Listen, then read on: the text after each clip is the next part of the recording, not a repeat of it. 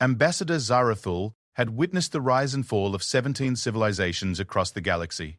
She had seen species achieve transcendence, others collapse into barbarism, and many simply fade into the cosmic background noise of forgotten worlds. In her 8 centuries of diplomatic service, she believed she understood the fundamental nature of intelligent life.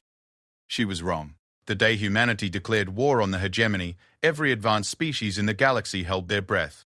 Not because they feared for humanity, a young species barely 3 centuries into spaceflight, but because they had seen this pattern before. They had watched the hegemony crush rebellions from races far older and more technologically advanced than these upstart humans. What terrified the galaxy wasn't humanity's declaration of war. It was the smile that spread across every human face when they heard the news.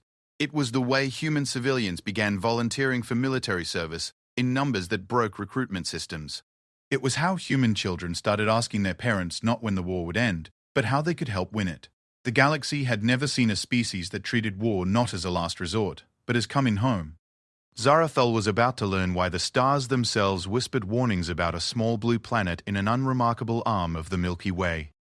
She was about to discover why evolution had forged something in humanity that made even the ancient watchers, beings who had witnessed the birth of galaxies, pause and take notice. She was about to witness what happens when predators remember they were born to hunt. The Galactic Council chamber fell silent as Ambassador Zarathul activated her translation matrix. Around the vast circular hall, representatives from 247 different species watched the holographic display with varying degrees of concern, curiosity, and in some cases, what could only be described as anticipation. The central projection showed a small blue world orbiting an average yellow star in what most galactic maps labeled simply as Sector 7749 Epsilon. Earth. The humans called it Earth. Honored delegates. Zarathul's melodic voice carried easily through the chamber's acoustics, her 4 arms gesturing gracefully as she spoke. We are here today to discuss a situation that has developed rapidly in the past 72 standard hours. The human government has formally declared war against the hegemony of Korth. A ripple of what might have been laughter, or perhaps nervous chittering, ran through the assembled delegates. The Valdorians, tall and crystalline, chimed like breaking glass. The squat, barrel-chested Gronkans stamped their feet in what passed for amusement among their kind. Even the usually stoic ethereal consortium representatives seemed to shimmer with something approaching mirth. Ambassador Kethvar of the hegemony rose from his position near the chamber's center. The massive reptilian being stood nearly 4 meters tall, his scales gleaming like polished obsidian under the soft lighting. When he spoke, his voice carried the weight of authority that came from representing one of the galaxy's 3 major powers. With respect to the esteemed council, Kethvar's words dripped with barely concealed condescension. The hegemony views this as a minor internal matter. The humans have chosen to contest our rightful claim to their system and its resources. This rebellion will be crushed within 1 standard rotation, as all such uprisings have been for the past millennium. Zarathul's primary eyes fixed on the hegemony representative, while her secondary eyes scanned the chamber, noting reactions. The Valdorians had stopped their chiming. The Gronkans no longer stamped their feet. In fact, the chamber had grown unusually quiet. She felt the first stirring of unease in her chest cavity. "Ambassador Kethvar," she said carefully, "perhaps you are not fully informed about human military capabilities. Our intelligence suggests—" "Your intelligence is irrelevant," Kethvar interrupted, his massive tail sweeping in dismissal. "The humans possess no technology superior to our own. Their fleet numbers fewer than 800 vessels compared to our 10,000. Their population is concentrated on a single world with minimal off-world colonies. By every metric that matters in warfare, they are vastly inferior." Elder Thulmanoth of the Ancient Builders slowly rose from the highest tier of the chamber. The crystalline being was old when most current species were still evolving basic tool use, and when the ancients spoke, the galaxy listened. Their voice resonated through harmonic frequencies that bypassed translation entirely, speaking directly to the consciousness of every being present. "Young hegemony," Thulmanoth's voice carried the weight of eons. "There are metrics in warfare that you have not learned to measure. Tell us, have your analysts studied human history?" Kethvar's scales flickered with annoyed patterns of red and orange. "Their history is brief and unremarkable. A few thousand years of primitive civilization, barely 3 centuries of spaceflight. They have fought among themselves frequently, but always with inferior weapons and crude tactics. The silence that followed Keffar's words was profound. Zarathil noticed that several of the galaxy's older species, the Watchers, the eldest, even some of the machine intelligences, had turned their attention fully to the discussion. This level of focus from beings who typically observed galactic politics with detached interest was deeply unsettling. Ambassador Kethvar, Zarathil ventured, "What exactly prompted your species to claim the human system? Earth possesses no rare minerals, no unique energy sources, no strategic value that would typically interest the hegemony." For the first time, Kethvar seemed less certain. His scales shifted to a darker pattern. What Zarathil recognized as the reptilian equivalent of discomfort. The humans have been problematic. Their rapid expansion, their technological development rate, their refusal to acknowledge proper hierarchical order, the Hegemony Council determined that early intervention was necessary to prevent future complications. What manner of complications? The question came from Director Vexnol of the Silicon Collective, a machine intelligence that rarely spoke during council sessions. Kethvar's pause was telling. The humans have demonstrated unusual behavior patterns in recent conflicts. Their involvement in the frontier wars, their intervention in the crystalline recession, their response to the Voidwalker incursions. The hegemony believes their influence in galactic affairs should be limited. Zarathil accessed her data files, pulling up records from the conflicts Kethvar had mentioned. The frontier wars had been a series of pirate raids on Outer Rim worlds, devastating several colonies before human merchant vessels began appearing in the affected systems. Within 6 months, pirate activity had dropped to nearly zero.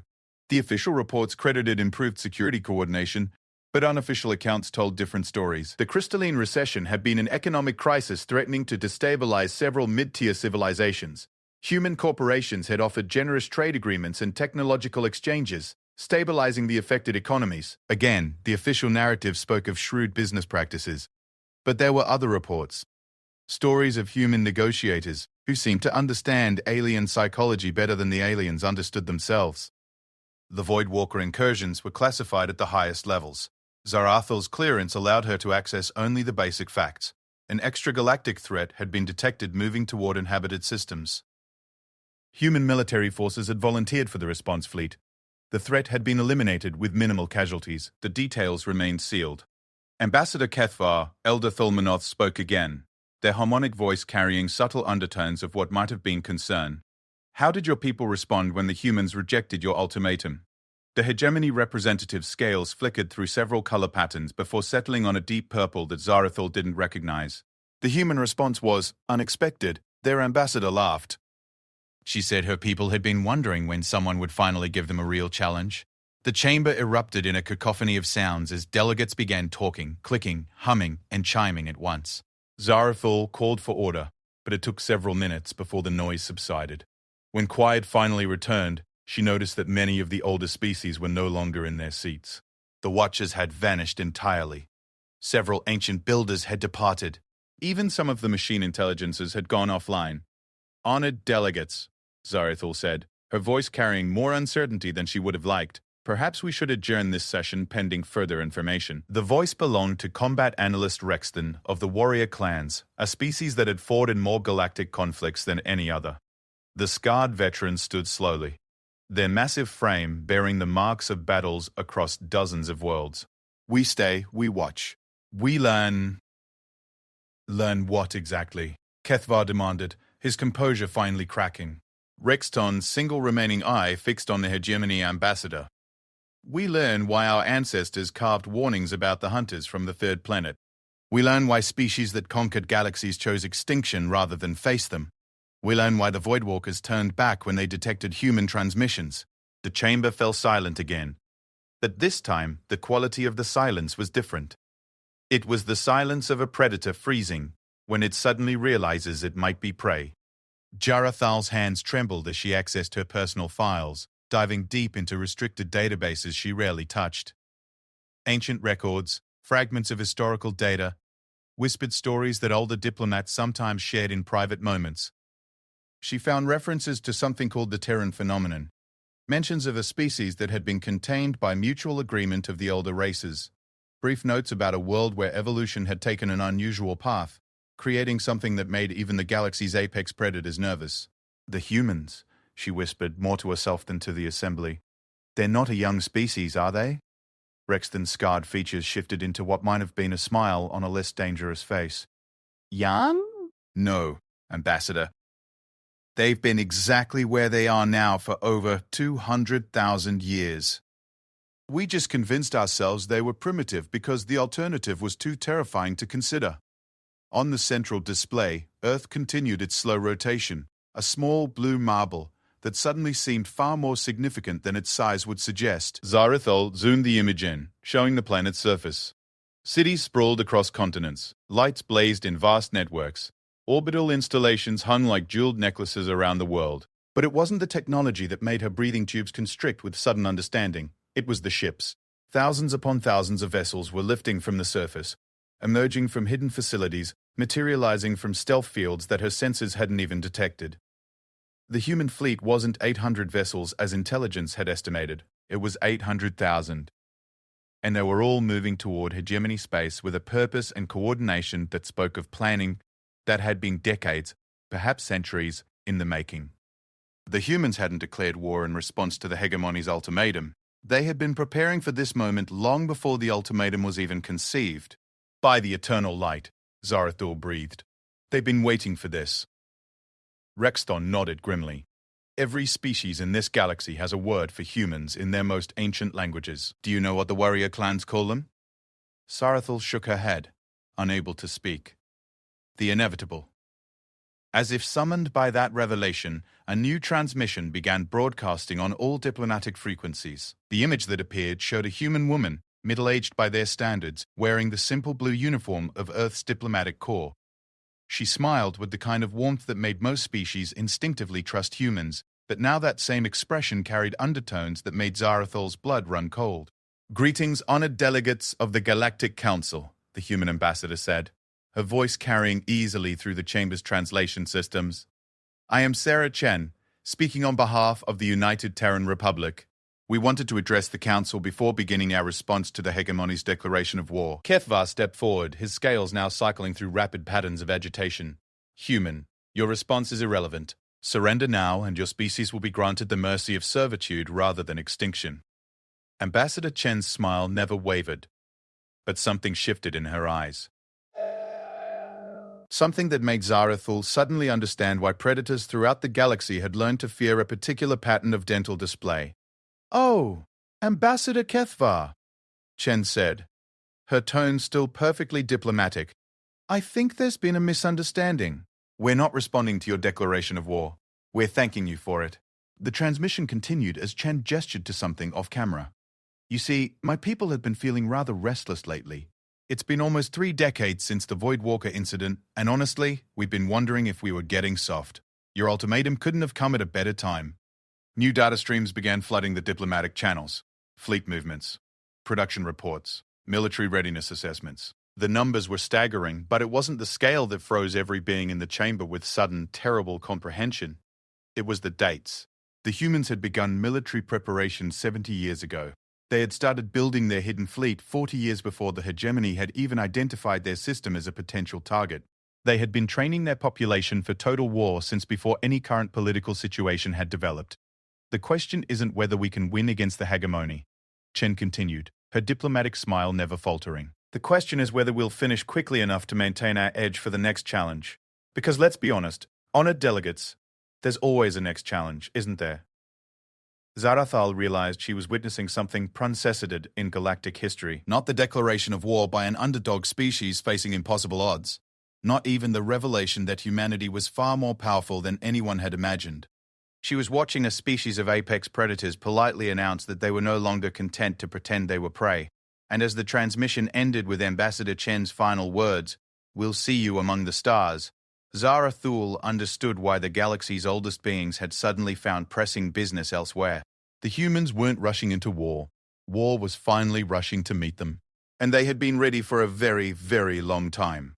3 days after Ambassador Chen's transmission, Zarathul found herself aboard the observation vessel, Witness of Stars, positioned at the edge of the Kepler Nebula, where the first engagement between human and hegemony forces was expected to occur.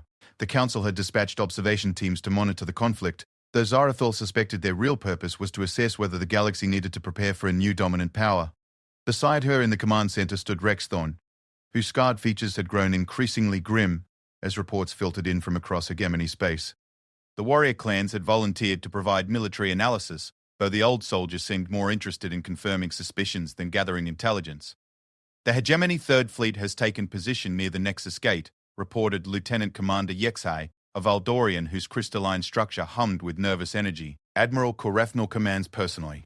1,500 heavy cruisers, 300 battleships, 47 dreadnoughts. They're positioned to intercept any human force attempting to enter hegemony space. Zarathul studied the tactical display, watching the massive hegemony formation spread across several light minutes of space. It was an impressive sight. The combined firepower could level planets, and the hegemony shield technology was among the most advanced in the galaxy. Against any conventional force, it would be an impregnable barrier. And the human response? She asked, though she suspected she already knew the answer would be unsettling. That's just it, Ambassador. Yexai's harmonics carried confusion. We're not detecting any human fleet movements towards this position. Long-range sensors show massive activity in the Sol system, but no ships departing toward hegemony space. Rexton's laugh was a harsh sound that made several of the bridge crew flinch. Of course there aren't. They're not coming here. Before Zarzithel could ask what he meant, alarms began sounding throughout the observation vessel. Emergency channels crackled to life with transmissions from across the galaxy. The hegemony homeworld of Korth Prime was under attack. The tactical display shifted, showing the heart of hegemony space. Korth Prime hung in the center of the most heavily defended system in the galaxy, surrounded by orbital defense platforms, protected by 3 permanent fleets, its approach routes monitored by sensor networks that extended for dozens of light years in every direction. Human ships were materializing inside the defensive perimeter, not approaching, not breaking through, materializing. How? Zarathul whispered, watching the impossible unfold on her screens. The human vessels appeared in coordinated waves, emerging from what her sensors insisted was empty space. They weren't using any conventional faster-than-light technology. No warp signatures, no dimensional rifts, no energy discharges that preceded standard fleet translations. They simply ceased to be in one location and began to be in another. Jump technology, Rexton said quietly. The humans call it folding space. Our ancestors' records mentioned it, but we thought it was myth. The hegemony response was swift and professional. Defense platforms swiveled to target the appearing human vessels, automated systems began calculating firing solutions, and the 3 Guardian fleets moved to intercept positions. It was a textbook response to a surprise attack, executed with the precision that had made the hegemony the dominant military power for over a millennium. It was also completely inadequate. The human ships moved like nothing Zarathul had ever seen. Their acceleration curves violated her understanding of physics, suggesting either gravity manipulation technology or inertial dampening systems far beyond anything in the galactic database. But more unsettling than their speed was their behavior. They weren't fighting like a military force engaging in conventional warfare. They were fighting like a pack of predators that had surrounded cornered prey. Look at their formation patterns. Rexton pointed to the display, where human vessels weaved between hegemony positions with fluid coordination. They're not following tactical doctrine. They're following hunting instincts. Individual human ships would appear to retreat, drawing hegemony vessels out of position, only to have other human forces materialize behind the pursuing ships. Groups of human vessels would scatter when faced with superior numbers, then reappear simultaneously around isolated hegemony units. It was warfare, but warfare that operated on principles no military academy taught. The most unnerving aspect was the silence. Conventional battles filled communication channels with orders, status reports, calls for assistance. The human fleet operated in near-complete radio silence, as if each ship knew exactly what every other ship was thinking. Ambassador Zarathul, Yexai's voice carried undertones of panic. We're receiving a transmission from Admiral Korethnal. The display shifted to show the interior of the hegemony flagship Eternal Dominion. Admiral Korethnal, normally the picture of reptilian composure, appeared haggard. Behind him, Zarathul could see bridge crew working frantically at their stations. Council observers. Korethnal's voice carried a tremor she had never heard from a hegemony officer. The situation at Korth Prime has deteriorated rapidly. We are moving to reinforce the homeworld defenses, but... He paused, his scales flickering through stress patterns. The humans are not behaving according to any recognized tactical parameters. What do you mean, Admiral? Zarathul asked. They're everywhere, Korethnal replied. Our sensors show human forces simultaneously attacking 17 different hegemony worlds. Not raid forces, full invasion fleets. But that's impossible. Even our expanded estimates of human fleet strength couldn't support operations of this scale. Rexton leaned forward, his scarred face intent. Admiral, describe the human vessels. Are they standard military configurations? That's another anomaly, Krethnall said, consulting a datapad.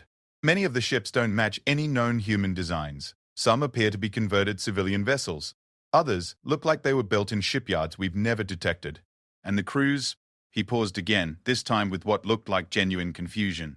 The crews aren't just military personnel. We're detecting civilian transponders, merchant service identification, even what appear to be research vessels operating alongside frontline warships. Zarathul felt something cold settle in her chest cavity. Admiral, are you saying that human civilians are participating in military operations? Not just participating, Krethnall's voice dropped to barely above a whisper, leading them. We intercepted a communication from one attack group where the squadron commander identified herself as a cargo transport pilot. She was coordinating strikes against our orbital installations. The transmission cut out as the Eternal Dominion made its jump to hyperspace, leaving the observers alone with the implications of what they had just learned. Around the bridge, crew members exchanged glances that spoke of growing unease. Rexton, Zarathul said carefully. What exactly did your ancestors' records say about human warfare? The old warrior was quiet for a long moment, staring at the tactical displays that showed the continuing battle around Korth Prime. When he finally spoke, his voice carried the weight of racial memory. They said that most species fight wars with their soldiers. Humans fight wars with their entire species. Every human, male, female, young, old, civilian, military, they're all warriors. They just pretend not to be until something threatens their territory. New reports began flooding in from across hegemony space. Human forces weren't just attacking military targets, they were systematically dismantling the infrastructure of hegemony control. Communication hubs, administrative centers, economic processing facilities. But they weren't destroying them. They were capturing them, often with minimal damage, as if they intended to use these facilities themselves. More disturbing were reports of human behavior toward hegemony civilians. Standard military doctrine called for securing population centers and establishing control over subjugated species.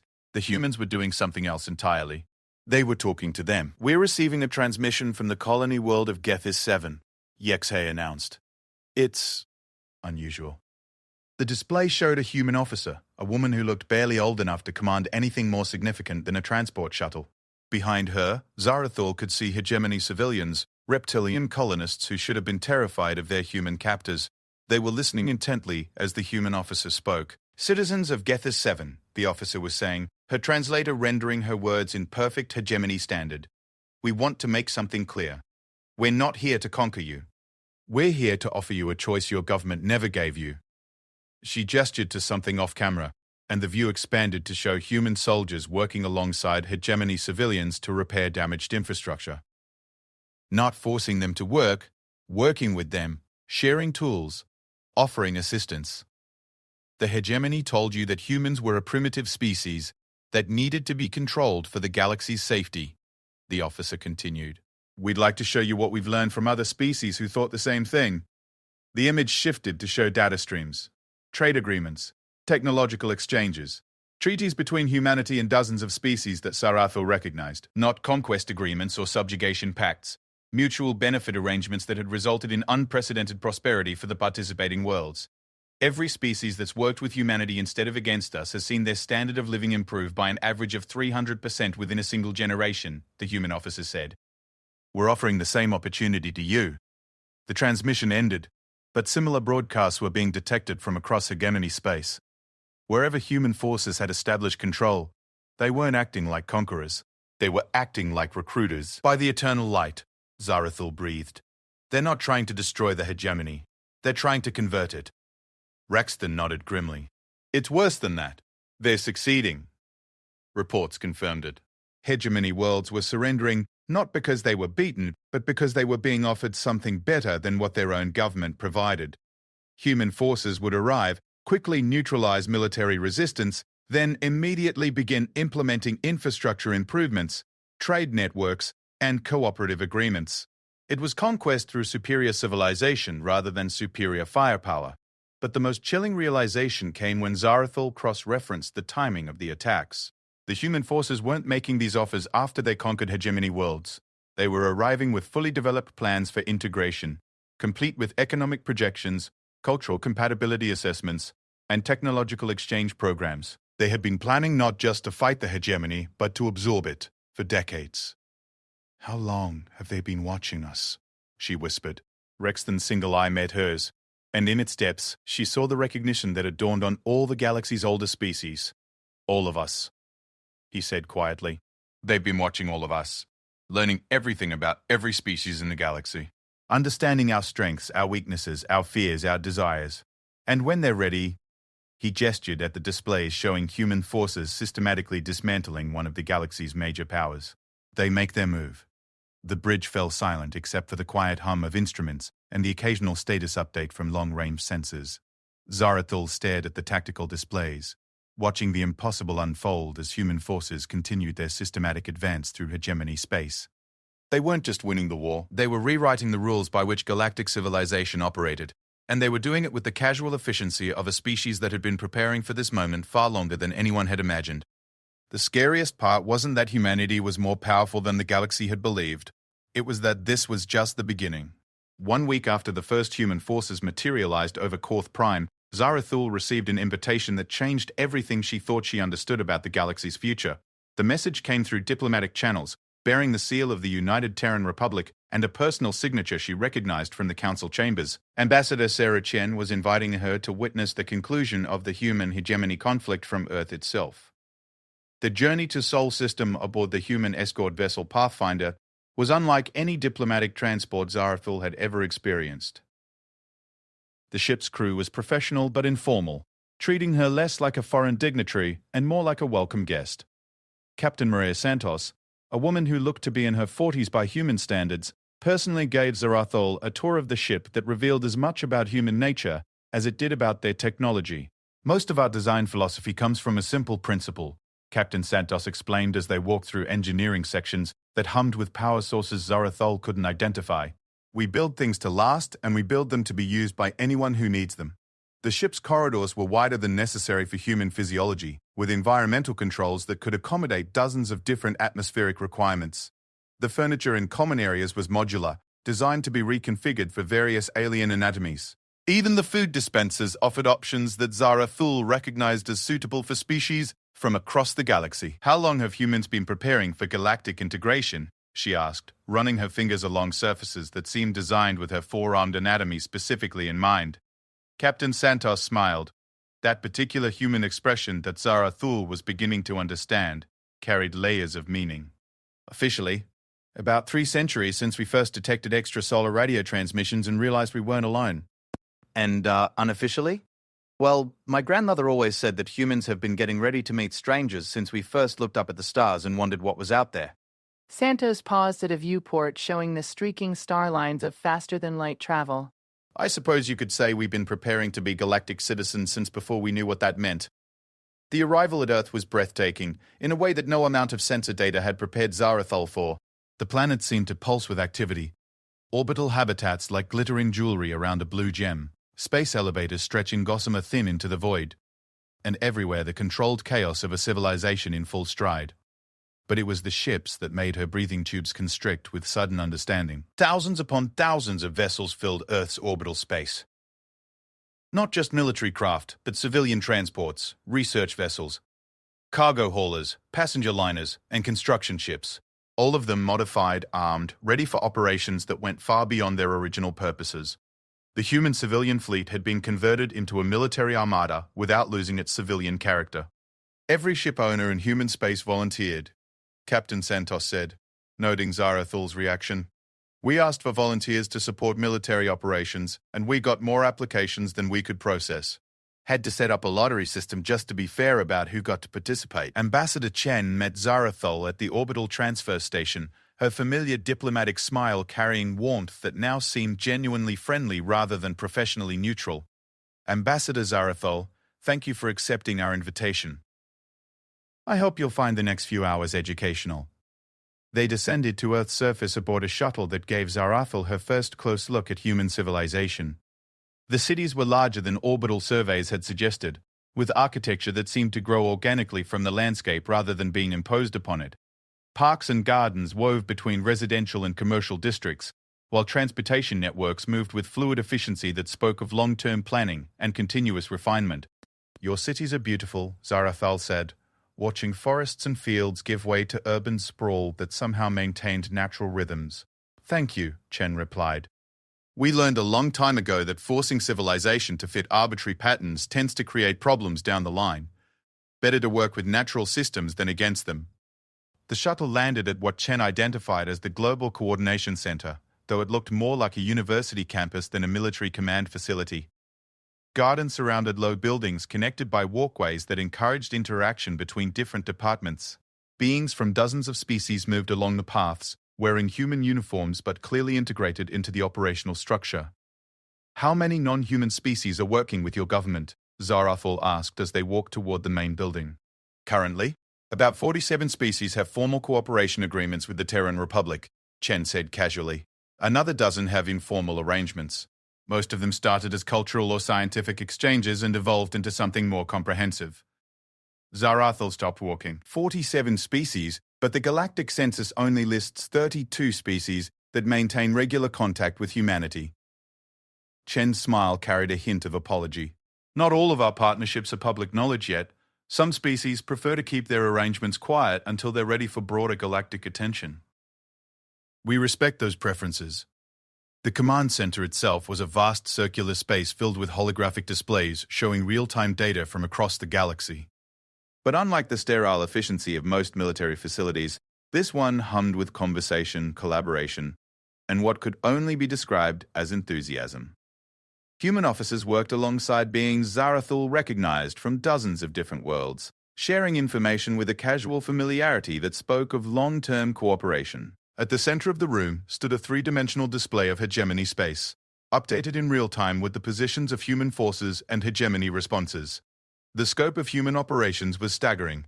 They had forces operating in every major hegemony system simultaneously, but the display showed something else that made Zarathal's chest tighten with apprehension. The humans weren't just fighting the hegemony, they were monitoring every other major power in the galaxy. "Ambassador Chen," Zarathal said carefully, "are those human observation posts in Silicon Collective space?" "Monitoring stations," Chen corrected gently. "We like to stay informed about galactic developments." Knowledge prevents misunderstandings. Admiral Sarah Kim, the human fleet commander, approached their group with a datapad in hand and an expression of satisfaction. "Ambassador Chen, I thought you'd like to know. Admiral Karathanal has agreed to the proposed terms. The Hegemony Council is formally requesting negotiations." Chen nodded as if she had expected this outcome. "What were the deciding factors?"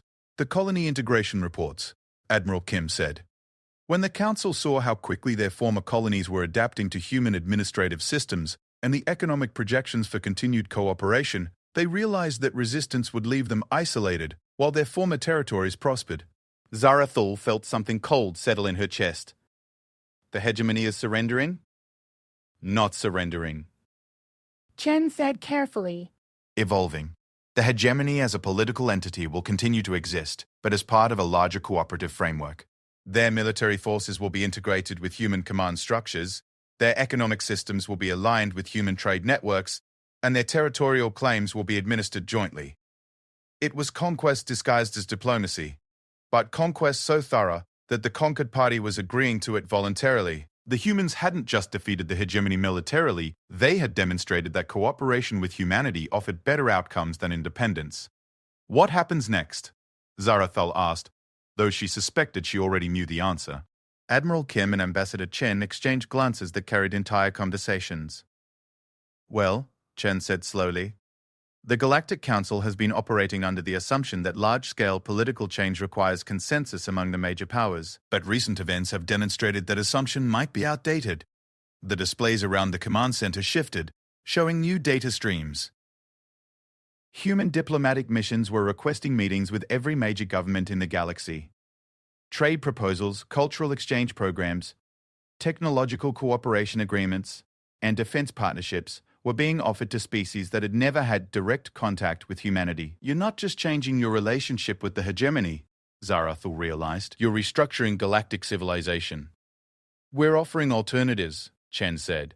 Every species in the galaxy can choose to maintain their current governmental structures, their current trade relationships, their current isolation or cooperation levels. But they'll be making those choices with full knowledge of what other options are available.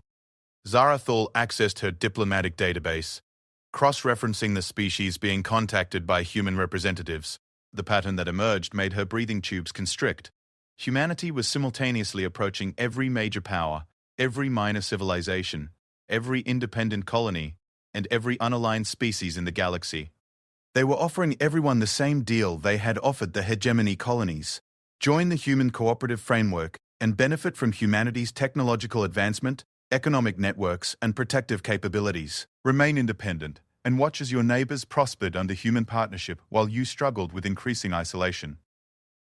This is what you've been planning for centuries, she whispered.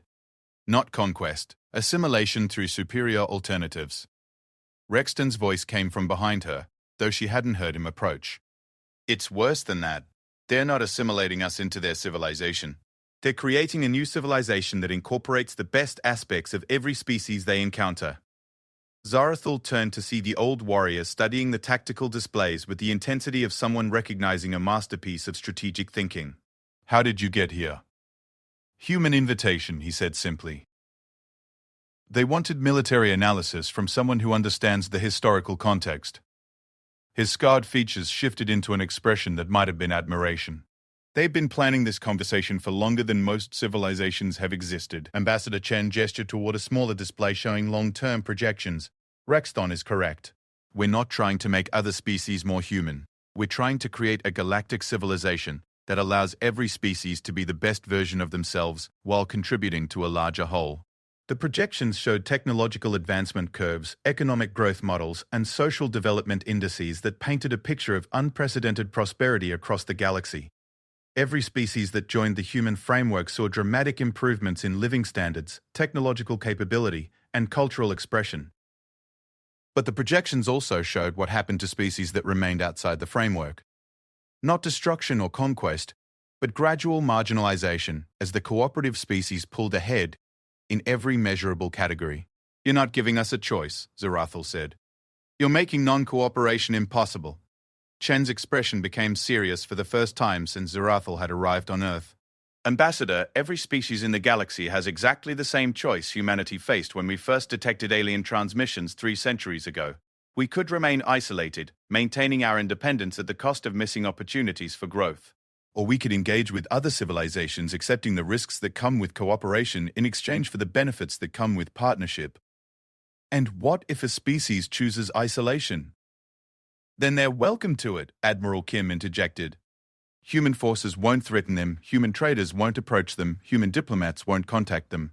They'll have complete independence and complete responsibility for their own future. Rexton laughed, a harsh sound that carried undertones of respect. Perfect. Isolate them without attacking them. Let them watch as everyone else advances beyond their ability to compete, then approach them in a century or two when they're ready to reconsider. Or not, Chen said. Some species might prefer isolation regardless of the costs. That's their choice to make.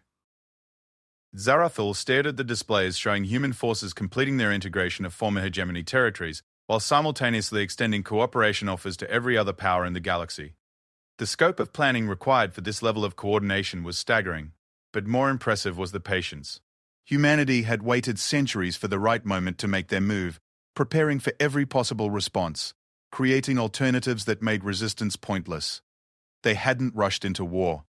They had carefully, methodically, and inevitably positioned themselves to make war unnecessary for everyone except those too stubborn to recognize what was happening. What happens to the Galactic Council? She asked. The Council continues to operate exactly as it always has, Chen said. But with expanded membership as more species achieve the technological and economic standards necessary for meaningful participation in galactic affairs. It was the final piece of the puzzle. The humans weren't destroying existing galactic institutions, they were making them irrelevant by creating better alternatives. Species would choose to join human cooperative frameworks not because they were forced to, but because the benefits of cooperation made independence seem like voluntary poverty. Ambassador Chen extended her hand in the human gesture of friendship. Ambassador Zarathul, The Terran Republic would be honored to discuss formal cooperation agreements between our governments. We believe your species' diplomatic expertise would be invaluable in helping other civilizations navigate this transitional period. Zarathul looked at the offered hand, understanding that accepting it would make her species the next to join humanity's growing network of cooperative civilizations.